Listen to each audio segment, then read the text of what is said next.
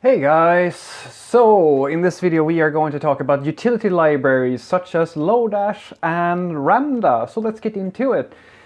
Now this is a subscriber response. I had a very nice subscriber who actually reached out by email, believe it or not, with some great thoughts about how I can improve my Q&A type of, well, I don't really have a Q&A session thing. I just kind of respond to people when they post something, and he had a very good suggestion. Maybe I should centralize that a little bit, and we'll see if I can put something together. But let's get into it. So the question basically was whether or not it's worth learning something like Lodash or Ramda or something like these utility libraries. You have underscore as well, is very popular. And the thing is with these utility libraries, that whether or not you should learn them is actually an interesting thing. You see, how are we going to define learn something? Because the thing is that a utility library such as Lodash, for example, is literally just a series of functions that will do some small operation. Now just let me walk you through this. If you ask me, should I learn something like, say, React? And I respond to that, my mindset is going to be that the React is an entire framework. It is an entire style of solving problems. The same thing goes for Angular or whatever. If you're a server-side person, or should you learn .NET, the core, should you learn .NET Core? Should you learn in Java Spring, or should you do Java EE? You know, these sort of things. Like, those are the sort of tools that are massive. It takes a lot of effort and energy to learn that sort of thing. But when it comes to something like Lodash or Ramda, for example, these are just libraries of small pure functions. So it's very tricky to say whether or not you should learn them. Because at the end of the day, they're just a collection of functions. Some of them are you're going to use, and some of them you're not going to use.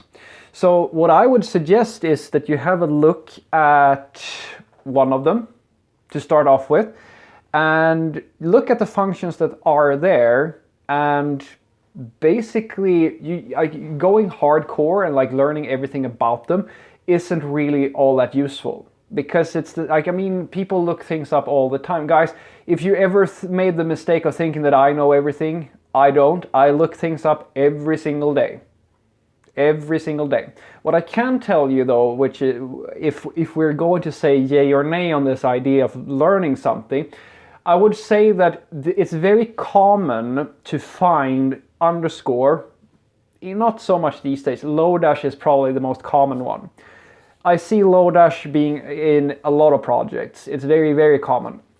Some people will give you a claim for Ramda, but Ramda is, in my personal opinion, Ramda is a framework that is kind of floating on the functional programming hype, because in essence it does almost it is like Lodash underscore and Ramda, they are so similar to each other. They're a lot of them actually overlap. They have a lot of the same functionality. They do some things in a different manner.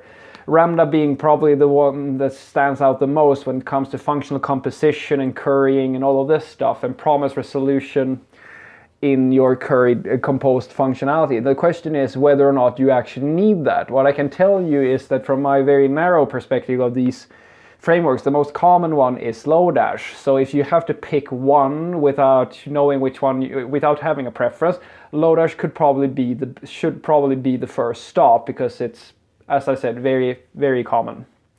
So what I'm trying to tell you here basically is that I don't think that you need to study these types of libraries, because you should be familiar with them. That's a good idea. I mean, you can go to Lodash's website today and just look through the functions, just very briefly look at what they can do, and that's probably good enough.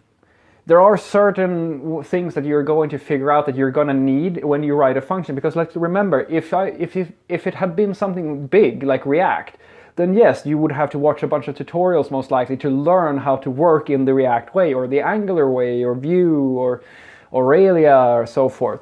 But when it comes to something like this, you don't really have to study it, because you're going to find that you're going to need to be able to do something, most likely, because remember, it's just a bunch of functions. And apart from, if you know that the function does what it does, you can kind of know when you need to use them.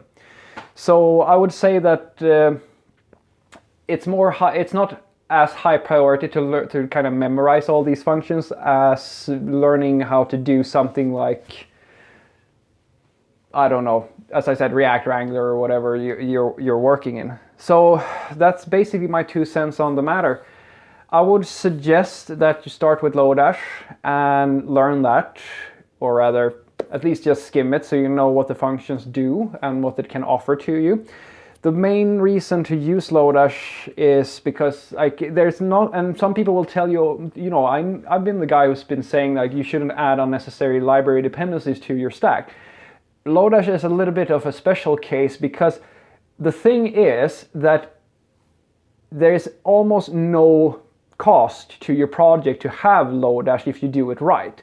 People will make the mistake of importing the entire library into their front-end project without making sure that they're just importing exactly what they need, and that's a bad thing. You shouldn't be doing that. You should you should look into tree shaking and so forth, but if you do it correctly, Lodash, if you depend on the functions of Lodash, that's code that you would have had to written yourself.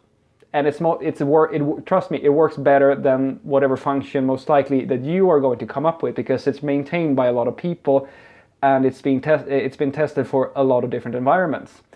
And that's probably the second thing that is useful to have with you when you're using these frameworks.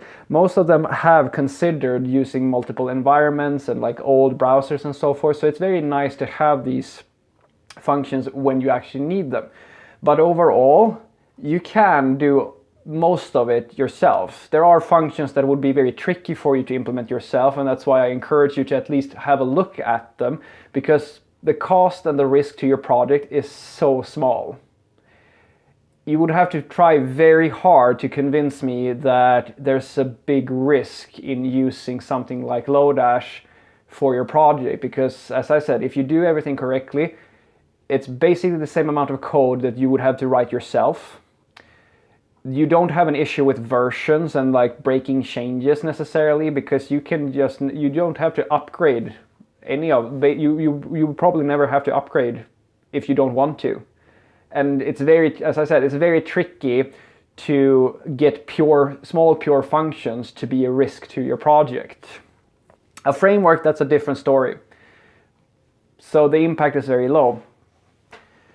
So yeah, those are my 2 cents on the matter. When it comes to utility libraries, it's not something that you have to study. You should be aware of that they're very common, but you don't have to sit there and memorize all the functions. Look through the functions that you find in Lodash, and you will have learned almost everything you need to know about Ramda and Ramda and underscore as well. They're that similar, with the exception of Ramda's functional programming aspects.